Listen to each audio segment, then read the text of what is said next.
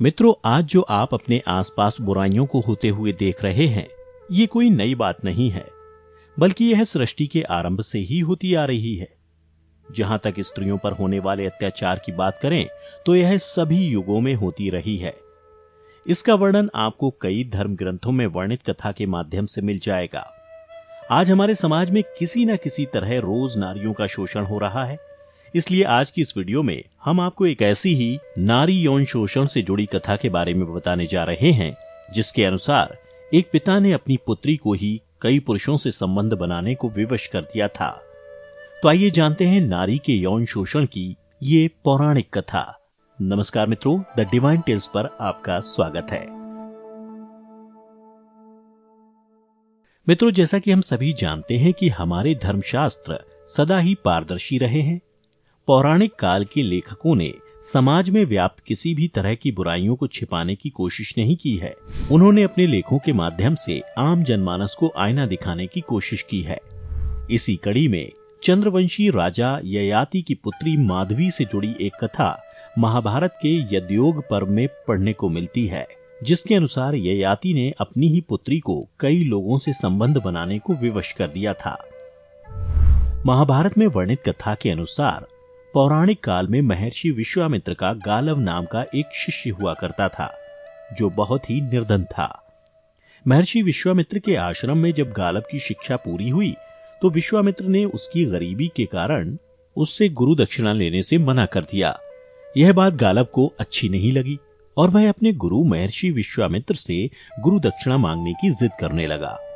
गालव के बार बार गुरु दक्षिणा के लिए कहने पर महर्षि विश्वामित्र को क्रोध आ गया और उन्होंने क्रोध में गालव से गुरु दक्षिणा के रूप में 800 श्याम कर्ण घोड़े मांग लिए, जो बड़े ही दुर्लभ थे।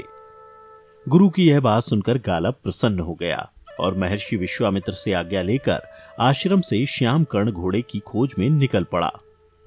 महर्षि गालव के आश्रम से निकलने के बाद गालव सबसे पहले सहायता हेतु वह अपने मित्र पक्षी गरुड़ के पास गया और गरुड़ से बोला, हे मित्र, मेरे विश्वामित्र ने गुरु दक्षिणा के रूप में मुझसे 800 श्याम कर्ण घोड़े मांगे हैं। कृपा कर यह बताओ कि यह घोड़े कहां मिलेंगे।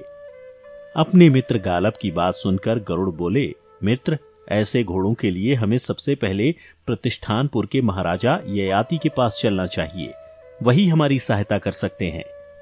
मित्रों, आपको बता दूं कि महाराज ययाति उन दिनों सबसे सम्मानजनक राजा माने जाते थे। गरुड़ के कहे अनुसार गालव गरुड़ को साथ लिए राजा ययाति के पास पहुंचा और उन्हें सारा हाल बताया। गरुड़ और गालव की बातें सुनकर राजा ययाति पहले तो बड़े प्रसन्न हुए, परंतु उस समय उनकी स्थिति सही नहीं थी। जैसा कि गालव और गरुड़ समझते थे, कई राज सूर्य और अश्वमेघ यज्ञ करने के कारण राजा का राजकोष खाली हो चुका था। लेकिन कुछ देर समय विचार करने के बाद ययाति ने गरुड़ से कहा, हे पक्षीराज, इस समय मेरे राजकोष की स्थिति सही नहीं है, इसलिए मैं आपको धन या श्याम कर्ण घोड़े नहीं दे सकता, परंतु मैं अपनी त्रैलोक्य सुंदरी पुत्री माधवी को आप लोगों को समर्पित कर सकता हूं। अगर आप दोनों को मेरी पुत्री स्वीकार हो तो बताइए। राजा ययाति की बातें सुनकर गालव और गरुड़ ने हां में अपना सिर हिला दिया, जिसके बाद राजा ययाति अपनी पुत्री माधवी को गालव के हाथ समर्पित करते हुए बोले, हे ऋषि कुमार, मेरी यह पुत्री दिव्य गुणों से सुशोभित है। मेरी पुत्री माधवी को यह वरदान है कि वह चक्रवर्ती सम्राट को जन्म देगी और जन्म के पश्चात पुनः चिरकुमारी हो जाएगी। इसलिए इसे अपने साथ ले जाइए और आपसे प्रार्थना है कि अपना कार्य पूर्ण करने के उपरांत आप मेरी कन्या मुझे लौटा देंगे।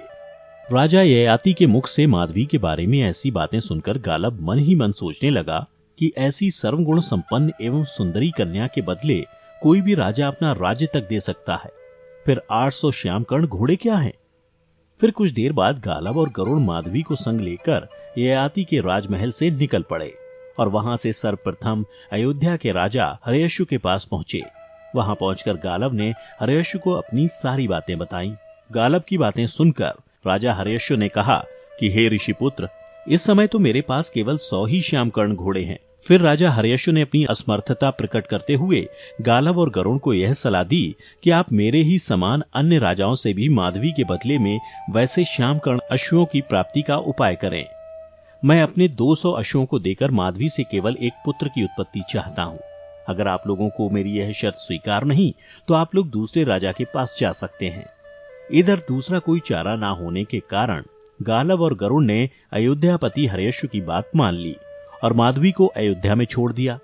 फिर समय पूर्ण होने पर राजा हर्यश्व के संयोग से माधवी ने वसुमना नामक पुत्र को जन्म दिया, जो बाद में चलकर अयोध्या के राजवंश में परम प्रसिद्ध हुआ। अयोध्या से निकलने के बाद गालव और गरुड़ काशीराज देवोदास के दरबार में पहुंचे, जहां गालव और गरुड़ के अनुरोध पर वह भी अपने 200 श्यामकर्ण अश्वों को देकर माधवी जैसी सुंदरी से पुत्र प्राप्त करने के लोभ को न रोक सका। काशीराज देवोदास को भी नियत समय पर माधवी के संयोग से प्रतर्दन नामक पुत्र की प्राप्ति हुई, जो बाद में काशी राज्य का पुनरुद्धारक ही नहीं परंपरागत शत्रुओं का विध्वंसक भी हुआ। काशी से निकलने के उपरांत गालव और गरुड़ माधवी के साथ भोजराज उशीनगर के यहाँ पहुंचे, जहां गालव और गरुड़ की प्रार्थना पर राजा उशीनगर ने भी त्रैलोक के सुंदरी माधवी के संयोग से एक पुत्र प्राप्त कर अपने उन दुर्लभ अश्वों को गालव को सौंप दिया। भोजराज का यही तेजस्वी पुत्र बाद में शिवी के नाम से विख्यात हुआ, जिसकी दानशीलता की अमर कहानी आज भी पुराणों में वर्णित है। इधर 3 पुत्रों को जन्म देने के बाद भी माधवी का रूप यौवन पूर्ववत रहा। गालव को अपनी गुरुदक्षिणा के लिए अब 200 अश्व ही शेष थे और गालव द्वारा विश्वामित्र से प्राप्त की गई अवधि भी समाप्त होने वाली थी। एवं गालव और गरुड़ को यह ज्ञात हो चुका था कि धरती पर इन 600 श्यामकर्ण घोड़ों के सिवा कोई भी ऐसा अश्व नहीं है। इसलिए गालव 600 अश्वों और त्रैलोक सुंदरी माधवी तथा गरुड़ को संग लेकर वह विश्वामित्र के पास पहुंचे और शेष 200 घोड़े की प्राप्ति में असमर्थता प्रकट करते हुए कहा कि हे गुरुवर, आपकी आज्ञा से इस भूमंडल पर मौजूद 600 श्यामकर्ण घोड़ों को मैं ले आया हूं, जिन्हें आप कृपा कर स्वीकार करें। अब इस धरती पर ऐसा एक भी घोड़ा नहीं बचा है, अतः मेरी प्रार्थना है कि शेष 200 घोड़ों के शुल्क के रूप में आप दिव्यांगना माधवी को अंगीकार करें। गालव की प्रार्थना का समर्थन गरुड़ ने भी किया। विश्वामित्र ने अपने प्रिय शिष्य की प्रार्थना स्वीकार कर ली और माधवी के संयोग से अन्य राजाओं की भांति उन्हें भी एक तेजस्वी पुत्र की प्राप्ति हुई, जो कालांतर में अष्टक के नाम से प्रसिद्ध हुआ। उनकी राजधानी का सारा कार्यभार ग्रहण किया और माधवी के बदले राजाओं से प्राप्त उन 600 दुर्लभ श्यामकर्ण अश्वों का भी वही स्वामी हुआ। इन चारों पुत्रों की उत्पत्ति के बाद माधवी ने गालव को गुरु के ऋण से मुक्त करा दिया। फिर वह अपने पिता राजा ययाति को वापस चली गई। उसके अनंत रूप और यौवन में 4 पुत्रों की उत्पत्ति के बाद भी कोई कमी नहीं आई थी। अपने इन चारों यशस्वी पुत्रों की उत्पत्ति के बाद जब वह पिता के घर वापस आई तो पिता ने उसका स्वयंवर करने का विचार प्रकट किया, किंतु माधवी ने किसी भी पुरुष से विवाह करने से मना कर दिया और वैराग्य का रूप धारण कर तपोवन को चली गई।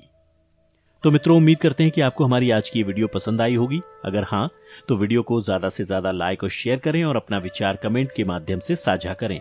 और ऐसे ही आध्यात्मिक और धार्मिक जानकारी के लिए हमारे YouTube channel the Divine Tales को अभी सब्सक्राइब कर लें। और अगर आप ये वीडियो फेसबुक पर देख रहे हैं तो लाइक करें हमारा Facebook page the Divine Tales Hindi. फिलहाल आज की वीडियो में इतना ही। अब हमें इजाजत दें। आपका बहुत बहुत शुक्रिया।